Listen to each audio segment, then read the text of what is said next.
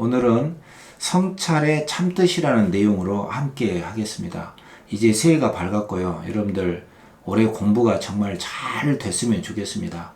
성찰로 함께하는 삶을 어떻게 살 것인가, 이 주제를 통해서 여러분들이 올해 정말 알찬 시간을 보내시고 좋은 성과가 있기를 바라겠습니다. 이 성찰이라고 하는 단어는 문학에서 출제 1위에 해당하는 가장 중요한 문학 개념이기도 합니다.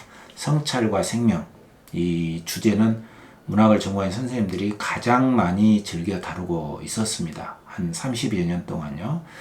그런데 오늘은 이 성찰의 기본적인 의미도 좀 살피고요. 이게 왜 올해의 우리 삶을 충실하게 또 가장 적극적으로 우리의 삶을 변화시키는데 도움이 될 수 있을 것인가, 그 문제를 좀 같이 이야기를 좀 해보겠습니다. 성찰하면은 여러분들 혹시 너무 소극적이고 너무 좀 얻어가는 것이 없는 것 아닌가, 실제로 어떤 삶을 적극적으로 하려면 뭐 돈을 버는 직접적인 방법이라든가 또 뭐 자격증을 딴다든가 직접적으로 어떻게 대응하는 요령을 뭐 익힌다든가 이런 게 직접적인데, 성찰은 오히려 좀 소극적이고 위축된 생각만의 일 아닌가, 이렇게 생각이 들 수도 있는데요. 전혀 그렇지 않습니다. 성찰이야말로 가장 적극적인 실천 활동으로 이끌어주는 마음의 중요한 활동입니다. 그리고 종교적으로 보더라도요, 기독 신앙에서도 성찰은 굉장히 중요합니다. 하나님의 말씀을 온전히 받아들인다든가 이해한다든가 이럴 때도 성찰이 필요하고요. 또 불교도들이라면은 어떤 불성의 개념이 있잖아요. 내가 태어나기 이전에 또 나 이후에 불생불멸의 어떠한 영원한 생명이 있다면 바로 그것을 이해하는데도 성찰은 너무나 중요합니다. 그래서 우리가 흔히 말하듯이 내려놓음이라든가 벗어남, 자유로움, 홀가분함, 노연함, 이러한 정신 상태를 이루기 위해서라도 성찰이라고 하는 것은 한 번은 우리가 거쳐가야 되고 끊임없이 우리가 실천해 나가야 되는 정말 중요한 활동이다, 이렇게 먼저 소개를 할 수가 있거든요. 화면을 한번 같이 보시면서 올해 우리가 새해 첫날부터 성찰과 함께하는 삶 어떻게 가능하고, 그 성찰이라는 것이 어떻게 우리를 풍요롭게 행복하게 만들면서도 가장 적극적이고 실천적인 차원에서 새로운 삶으로 우리를 안내해 주는 것일까, 그 점을 같이 한번 이야기해 보도록 하죠. 자, 여기 보시면요, 성찰의 참뜻을 살피겠다, 목적어가 중요하다, 무엇을 성찰하느냐, 이게 중요하다는 뜻이에요. 그리고 이것은 우리가 흔히 말하듯이 내려놓음, 벗어남, 노연함, 자유, 행복, 이런 거하고도 관련이 있기 때문에 언젠가는 여러분들이나 또 많은 사람들이 함께 생각해 봐야 될 주제이기도 하거든요. 성찰과 생명은 가장 많이 나오고요. 바람직한 삶을 추구하는데도 굉장히 중요한 항목 중에 하나예요. 그렇지만 바람직한 삶을 산다고 해서 다 성찰은 아닙니다. 모든 사람들이 자기가 바라는 것이 있고 그쪽으로 삶을 살고 싶다고 하고 그쪽으로 삶을 산다고 해도 그것이 다 성찰이 아닌 삶도 있다는 뜻이에요. 일단 이 성찰이라고 하는 단어는요, 이 살필 성자입니다. 살핀다. 살필 찰이라는 뜻이에요. 이 단어하고 비슷하고 거의 동의어로 쓰이는 게 반조라는 뜻인데, 이 반조에서 이 조가 비칠 조자예요. 조명 있잖아요. 조명, 환하게 비춘다. 근데 어디를 비추냐면은 돌이켜서 내 안을 비춘다는 뜻이에요. 이게 이제 중요한 것입니다. 무엇을 비추는가, 무엇을 살피는가 했을 때는 제일 먼저 바깥 대상을 살피는 게 아니에요. 나를 기분 나쁘게 했던 대상, 또 나를 가로막는 세상, 어떤 바깥 대상이 있지 않습니까? 바깥 대상을 살피는 게 아니라, 또 그 대상에 대해서 계속 곱씹어서 생각을 하는 게 아니라, 그 대상에 대해서 생각하는 나의 감정과 생각, 어떤 것들이 떠오르고 있는가를 넓게 살피는 거예요. 여기서 중요한 게 바깥을 문제 삼지 않는다, 이게 중요한 것이고요. 두 번째로는 내 안에 일어나는 감정이나 생각에 하나에 꽂혀서 거기서 빠져나오지 못하는 게 아니라 내 안에서 일어나는 감정과 생각들을 좀 떨어져서 객관적으로 이런 것이 있구나 이렇게 꽃 구경하듯이 소풍 구경하듯이 좀 떨어져서 멀리서 바라보는 것이에요. 그래서 감정과 생각들을 거기에 빠지거나 집중하고 몰입하지 않고 그것들이라는 현상이라고 이렇게 봐주면서 보는 것이 성찰입니다. 그래서 관조라는 말을 쓰기도 해요. 근데 여기에 반추라는 말도 있거든요. 요건 좀 위험한 말입니다. 이거는 되새기다, 곱씹다. 어떤 감정이나 생각을 계속 반복해서 곱씹어서 하는 건데 마치 소가 이렇게 씹었다가 뱉었다가 다시 씹고 뱉고 이렇게 되새기듯이 말이죠. 루미네이션이라고 하는데 이것은 진정한 의미에서 성찰이 아니에요. 이것은 한 생각을 계속 반복해서 새벽까지 막 생각하는 거예요. 그래서 이상한 결론에 도달하는 거죠. 그놈은 나쁜 놈이야. 끊어야지. 이렇게. 이건 성찰이 아닙니다. 그래서 성찰과 반조는 반성이라는 뜻도 포괄하고요. 후회도 포괄합니다.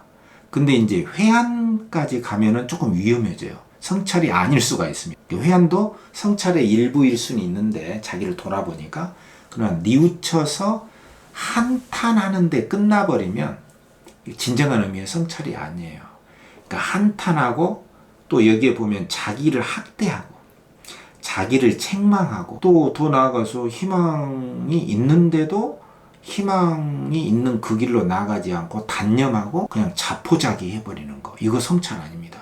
이 포기나 체념과 한탄은 진짜 성찰 아니에요. 그래서 이 성찰이라고 하는 의미를 제가 문학 개념어와 논리적 해석에서 4가지 의미로 아주 디테일하게 제가 살펴놨거든요. 근데 여기서 이제 그걸 제가 반복을 하는 차원에서 말씀드리는 게 아니고요. 진정한 의미에서 성찰은 바람직한 삶을 추구하려고 하는 노력에서 비롯된 것이기 때문에 일단은 체념이나 비관, 절망 쪽으로 본다거나 어느 하나의 생각에 꽂혀가지고 계속 그 생각을 곱씹는다거나 너무 한탄만 하는 거, 이런 것은 성찰이 아니다. 일단 이렇게 여러분들이 좀 이해를 하셔야만이 어떻게 성찰하는 것인가에 대한 방법을 알 수가 있잖아요. 성찰은 단순한 한탄하고 자기를 막 꾸짖고 자기 비난, 패배적인 생각에 나는 원래 이래, 나는 안 돼, 또 안 될지 모른다, 이런 불안, 이런 건 성찰이 아니다는 것이에요. 그래서 이걸 좀 아시면 성찰을 내가 하고 있다 안 하고 있다 이렇게 구별할 수 있잖아요. 그래서 무엇을 생각하느냐, 이 목적어가 핵심이다. 먼저 이 말씀을 드리는 것이에요. 자, 그렇다면 이 도표로 이렇게 조금 보면은요, 성찰을 잘 하잖아요. 그러니까 내 안에서 바깥을 문제 삼지 않고 아까 말씀드렸죠? 어떤 대상이나 어떤 가정이나 사회에서 항상 문제점이 있습니다. 내 마음에 다 드는 거 아니잖아요. 내 뜻대로 다 되는 거 아니잖아요. 가로막고 있는 장애물도 있고 기분 나쁘게 하는 것도 있고 내 뜻대로 하여튼 잘 안 돼요. 이 세상은. 그렇죠? 그러면 그 대상에 대해서 비난하고 비판하고 그 대상이 설령 문제점이 있다 하더라도 대상을 문제 삼는 것이 성찰이 아니에요. 그 대상에 대해서 내가 생각과 감정이 어떤 것들이 일어나고 있는가를 떨어져서 좀 보고 그 대상을 어떻게 대해야 할 것인가, 그 대상을 대하는 나의 마음을 생각한다면 그건 성찰이 됩니다. 그러니까 진정한 성찰을 하게 되면 가장 바람직한 대응 방식을 찾을 수가 있어요. 그래서 성찰하면은 이미 바람직한 삶이 추구입니다. 그러나 어떤 사람들이 자기가 바라는 것을 추구하잖아요. 뭐 돈이라든가 뭐 세상이 인정해주는 자기 과시를 가능하게 해주는 것들을 추구하는 것도 그 사람에게 있어서는 바람직한 삶의 추구거든요. 그러나 그 사람들이 추구하는 바람직한 삶의 추구가 진정한 의미에서 내 안을 충만하게 하고 내 안에서 나를 들여다보는 그러한 성찰이 아닐 수가 있기 때문에 바람직한 삶의 추구라고 해도 다 그게 성찰은 아닌 것이 있다. 물론 성찰이면서 바람직한 삶의 추구가 있죠. 그게 우리가 가야 할 길인 것이죠. 또 진정한 의미의 성찰은 현재의 정체된 나를 일깨우고 또 나 자신을 가득 채우면서 나아가는 것이기 때문에 성찰하면서 극복의 의지가 있을 수 있어요. 이게 진정한 의미에서 성찰입니다. 그렇지만 단지 후회하고 반성하고 그냥 거기서 끝날 수도 있습니다. 그러니까 극복의 의지가 아닌 성찰도 있습니다. 자, 우리가 가야 할 길은 뭐냐면 성찰하면서 새로운 나로 채워나갈 수 있는 그런 극복의 의지가 있는 성찰, 그리고 성찰하면서 바람직한 삶을 향해 나아갈 수 있는 성찰이 우리한테 필요한 것이다. 단순한 한탄과 자책은 아니다. 자, 이 점을 먼저 정리가 돼야겠죠. 자, 아까도 말씀드렸지만 기독 신앙에서도 그렇고 뭐 불교에서도 철학과 심리학, 문학에서도 가장 우리 인간의 사유의 활동 중에 가장 최정점에 있고 자각과 깨달음과 어떤 영성과 어떤 불성이라든가 이러한 단계까지도 나아갈 수 있도록 안내해 주는 것이 바로 성찰이다. 그런 이야기를 아까 이야기했죠. 근데 이 성찰이란 말을 쓸 때요, 이 목적어가 더 중요한데, 자아를 성찰하느냐 이렇게 쓸 때가 있고요. 이게 99%입니다. 또는 세태, 뭐 문재인 정부, 뭐 트럼프, 시진핑 이렇게 세태, 정치, 사회, 모순점, 사회, 현실, 삶 이런 것을 성찰하느냐. 그러니까 무엇을 성찰하느냐에 따라서 그 대상, 목적어에 따라서 성찰의 범주가 달라집니다. 특별히 세태나 사회에 대한 깊은 생각, 그런 뜻으로 세태나 사회에 대한 성찰, 이렇게 쓸 때는 문제점이나 비판적 태도를 가지게 되기 때문에 바깥에 있는 대상을 문제 삼게 돼요. 이때는 지금 우리가 말하는 자아 성찰이 아닙니다. 그래서 여러분들이 문제지나 글을 볼 때 성찰하면은 무엇을 성찰하는 것이냐, 바깥 대상을 문제 삼는 그런 성찰이냐, 또는 내 안을 문제 삼더라도 내 안에서 어떤 하나의 감정이나 생각에 꽂혀가지고 벗어나지 못하는 그러한 생각이냐, 그건 성찰이 아니에요. 그래서 진정한 의미에서의 자아 성찰은 따로 있는 것이다. 자, 이 점을 기억해야겠죠. 자, 그렇다면 성찰의 기본 정신이 뭘까? 과연 성찰의 핵심을 이루는 그 기본 정신이 뭘까? 라고 물으신다면 첫 번째로 다시 한번 성찰은 대상이 문제라 하더라도 내 마음으로 수렴되는 것이다. 내 안을 살피는 것이다. 이게 삶의 궁극적인 가치요, 삶의 궁극적인 모습이라고 할 수가 있어요. 이게 무슨 뜻이냐면요, 결국의 삶은요, 나 자신과 함께 하는 것이거든요. 결국 마지막까지 끌고 가는 것은 대상과 세상이 아닙니다. 나 자신이에요. 그리고 삶은요, 궁극적으로는 주관적인 해석이고 주관적인 수용의 과정입니다. 무슨 말이냐면은 그 대상과 더불어서 대상과 문제점을 일으키고 갈등을 일으키고 또 대상과 더불어서 세상과 더불어서 함께 하는 것은 사실이지만 그것을 해석하고 받아들이는 것은 온전한 나의 몫이에요. 그래서 내 마음에서 어떤 것들이 일어나고 떠오르고 있는가를 조금 떨어져서 온전히 이해하는 차원에서 그것들의 현상을 온전히 받아들이고 이해할 수 있는 바로 그것, 내 안을 살피는 것. 그래서 성찰을 반조라고 하고 돌이켜 나를 밝히는 것이라고 하고요. 그래서 성찰을 관조라는 말을 쓰는 겁니다. 진정한 의미의 성찰은 관조예요. 그래서 성찰을 이해할 때 정말 주의해야 하는 것이 바로 어떤 하나의 감정이나 하나의 생각에 꽂혀서 거기서 벗어나지 못하고 계속 곱씹는 것, 그것은 성찰이 아니다라고 했습니다. 새벽까지 어떤 생각에 빠져서 벗어나지 못하고 이상한 결론을 딱 내리는 것, 그것은 성찰이 아닙니다. 성찰은 골고루 넓게 퍼진 나의 감정과 생각을 멀리서 떨어져서 담담하게 보고 수용하고 이해하는 것입니다. 내 마음을 이해하는 것이에요. 여러분들이 알기 쉬운 비유로 하자면 허공과 하늘의 비유가 좋습니다. 허공 하늘에는 모든 것을 다 포용하잖아요. 하늘은 다 알아요. 그 허공에 어떤 어두운 구름이 지나가는 것도 알고요. 하얀 구름이, 뭉게 구름이 있는 것도 하늘은 다 알아요. 알죠. 알면서도 다 포용을 합니다. 넓게 다 안아줍니다. 거기에 새가 지나가기도 하고 검은 구름에서 비가 내리기도 하고 그것까지를 하늘은 다 알고 떨어져서 이렇게 비추기만 하고 있어요. 이렇게 다 알면서 이렇게 비추기만 하고 있는 상태. 이게 진정한 의미의 반조고 관조고 성찰입니다. 그래서 진정한 의미의 성찰의 핵심이 내 안을 살핀다는 의미는 바로 이러한 뜻에서 어느 하나의 감정과 생각에 빠지지 않고 그것들을 하나의 현상으로서 담담하게 비출 수 있는 것. 그때서야 우리가 내려놓을 수 있게 됩니다. 벗어날 수 있고요. 노연할 수가 있습니다. 그때 조그만한 자유와 행복을 그때서야 경험할 수가 있습니다.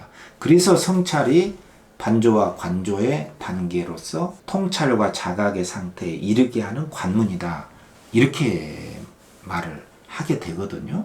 그리고 이 성찰에서 주의할 점은 에고를 강화시키는 점에서 자기의 그 자아를 막 과시적으로 우월하다는 것을 과시하는 입장에서 상대방의 어떤 약점이나 논리적인 모순점을 날카롭게 지적해서 반박을 하는 것을 그것을 성찰이라고 생각을 하면 안 됩니다. 그것은 오만에 가까운 굉장히 자기 과시에 몰두한 에고를 강화시키는 과정이기 때문에 그건 성찰이 아니에요. 성찰은 그 자기 과시나 그런 에고적인 측면을 좀 내려놓는 것을 말합니다. 그게 진정한 자기의 모습이 아니거든요. 그 에고를 진짜 자기라고 생각하는 것은 착각입니다. 성찰은 그런 착각에서 벗어나는 행위입니다.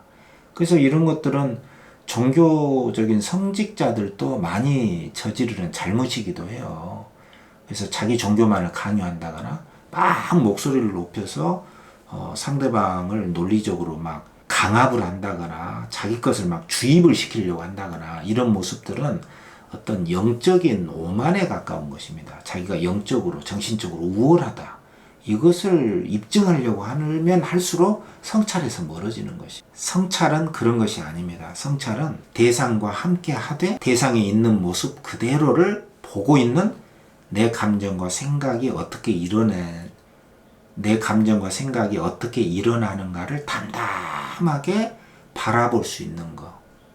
그렇게 내려놓고 벗어나고 노연할 수 있는 것. 마치 허공이 여러 가지 구름과 새들과 모든 것들을 다 있는 그대로 놓고 품고 있듯이 그렇게 비춰볼 수 있듯이 말이죠. 그게 성찰이에요. 그렇기 때문에 성찰이라고 할 때는 진정한 의미의 성찰은 내려놓고 노연하고 벗어나고 기존에 있는 어떤 꽂혀있던 감정이나 생각에서 그만 멈추고 그치고 그로 인해서 홀가분한 자유를 누리는 바로 그런 상태가 성찰이다. 그런 이야기가 됩니다.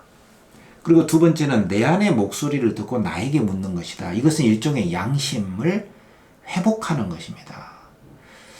그러니까 내 안에 있는 목소리라고 하는 것은 잠재워 있었지만 잠자고 있었지만 숨길 수 없는 아주 자명한 매우 뚜렷하고 선명한 나 자신의 본연의 마음을 말합니다. 이 본연의 마음을 기독신앙에서는 하나님의 음성이다 이렇게 말을 하기도 하고요.